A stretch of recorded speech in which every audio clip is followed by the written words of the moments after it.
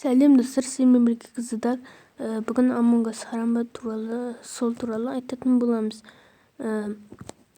Толығырақ қазір мына видеода көретін боласыздар. Жаңалықтардан көрген шығарсыздар мүмкін.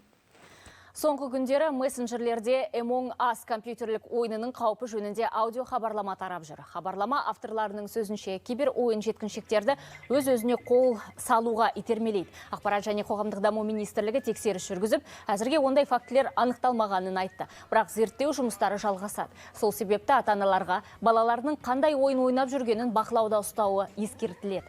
Айта кетейік, Among Us компьютерлік ойынын 2018 жылы америкалық компания шығарған. Ойынның желісі бойынша ғарыш кемесінде ойыншылар экипаж бен сатқындар болып екі топқа бөлініп, бірін-бірі іздейді. Родители, добрый день еще раз. Родители, пожалуйста, проверьте, у кого у ваших детей есть телефоны, не играют ли они в игру Among Us.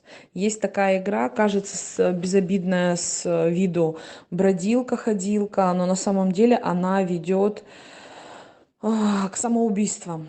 То есть там очень такая, если сразу на первый взгляд посмотреть, да, ходит человечек непонятный, и там даются задания. Задания сначала не безобидные, так скажем, потом даются страшные задания. Если кто слышал, что у нас такой несчастный случай приключился с девочкой в 3-4 школе, может быть, слышали, да, девочка повесилась, то она повесилась именно из-за этой игры Among Us. То есть ей дали задания.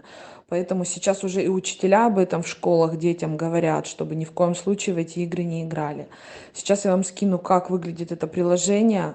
Посмотрите, проверьте телефоны ваших детей и удалите срочно, и проведите беседу. Достар, сонымен түсіндіңіздер деп ойлаймын. Among Us ойнамауға барынша тырысыңыздар. Достарыңызға да айтып, осы бейне жазбаны таратыңыздар.